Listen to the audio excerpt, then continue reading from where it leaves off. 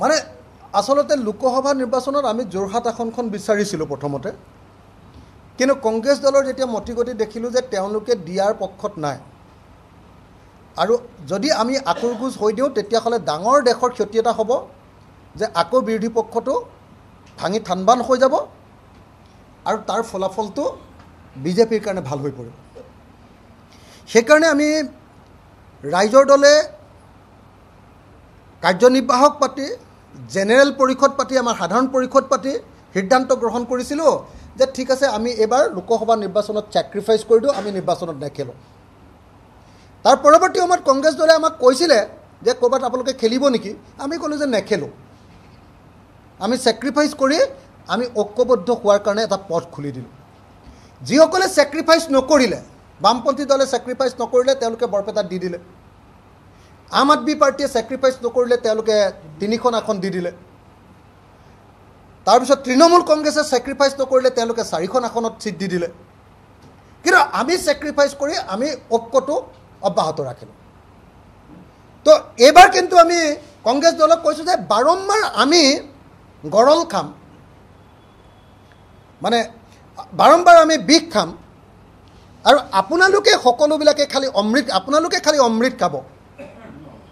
একেলগতে আমি ধান ৰুম, একেলগতে আমি ধান কাটিম, একেলগতে আমি ভাত বনাম, আৰু ভাতখিনি খোৱাৰ পাছত অকল কংগ্ৰেছে ভাতখিনি খাই পেলাব। এইটো নীতিটো কেতিয়াও ভাল কথা নহয়। আৰু এই নীতিৰে যদি যাওঁতো ভৱিষ্যতেও কংগ্ৰেছ দলে 2026 চনত যদি চৰকাৰ কৰোঁ, তাৰপিছততো অসমৰ জনগণৰ কাৰণে কি ভাল কাম কৰিব সেইটোও প্ৰশ্ন উত্থাপন হৈ থাকিব, যদি গণতান্ত্ৰিকভাৱে সিদ্ধান্ত নলয়, অকলে যদি এটা দলে সকলো সিদ্ধান্ত লয়। সেইকাৰণে এই গোটেই বিষয়বিলাক বিতংভাৱে আলোচনা কৰি এইবাৰ সিদ্ধান্ত গ্ৰহণ কৰা হ'ল যে বিহালী বিধানসভা সমষ্টিটোত CPIML দলে বিচাৰিছে, গোটেই বিৰোধী পক্ষ গোটেই বামপন্থী দলবিলাকৰ হৈ, গতিকে CPIML দলটোক বিহালী বিধানসভা সমষ্টিটো এৰি দিব লাগে।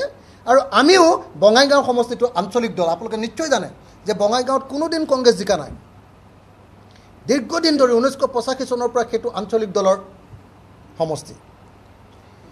গতিকে এতিয়া যদি সঁচাকৈ তাত আঞ্চলিক দল এটাক পৰাজিত কৰিব লাগে, তেতিয়াহ'লে আন এটা আঞ্চলিক দলেই পৰাজিত কৰিব লাগিব। বঙাইগাঁৱৰ মানুহক সোধক, তেওঁলোকে পোনে পোনে কয় যে আমাৰ ইয়াত কংগ্ৰেছ নিজিকে। যদি সাম্প্ৰদায়িক ফেচিবাদৰ লগত যোৱা অসম গণ পৰিষদ নামৰ আঞ্চলিক দলটোক পৰাজিত কৰিব লাগে, তেতিয়াহ'লে ডেফিনেটলি তাত ৰাইজৰ দলে নিৰ্বাচন খেলিব লাগিব। আন এটা আঞ্চলিক শক্তিৰ ৰাইজৰ দলে তাতে নিৰ্বাচন খেলিব লাগিব, যিটো নিৰ্বাচনে একদম ডেফিনেটলি মই ভাবোঁ যে অসম গণ পৰিষদক পৰাজিত কৰিব পাৰিব, যদিহে কংগ্ৰেছ দলে আন্তৰিকতাৰে সৈতে আমাৰ লগত এলায়েন্সটো কৰে। তাৰ বিপৰীতে আমি সামগ্ৰীত পূৰা সমৰ্থন দি দিম, তাৰ বিপৰীতে আমি সোণাইত আমি 100% সমৰ্থন দি দিম, তাৰ বিপৰীতে আমি চিডলিত 100% সমৰ্থন দি দিম, আৰু তাৰ বিপৰীতে আমি একেদৰে বিহালীটো 100% সমৰ্থন দিম। গতিকে আশা কৰিছোঁ গণতান্ত্ৰিক নীতি নিয়মেৰে গৈ আমাৰ মাজত অতি সোনকালে বিৰোধী ঐক্য মঞ্চৰ সভা হ'ব লাগে।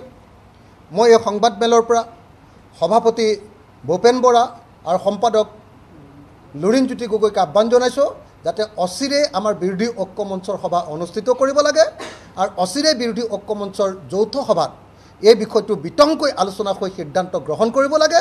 আৰু আশা কৰিম গণতান্ত্ৰিক দৃষ্টিকোণেৰে সমস্যাটোৰ সমাধান হ'ব, আৰু কংগ্ৰেছ দলে প্ৰকৃত বাস্তৱতা উপলব্ধি কৰি সকলোকে লগত লৈ আগবঢ়াৰ নীতি গ্ৰহণ কৰিব।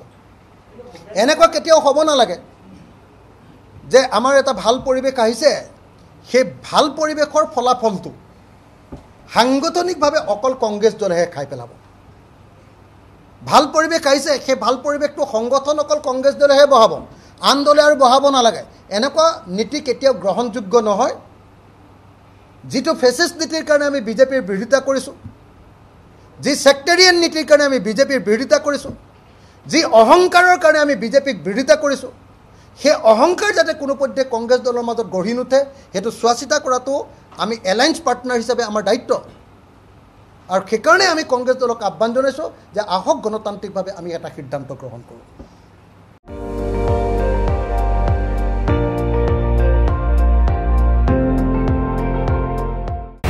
আপুনি চাই আছে ND24, সৰ্বশ্ৰেষ্ঠ নহয় সৰ্বোত্তমৰ দৌৰ।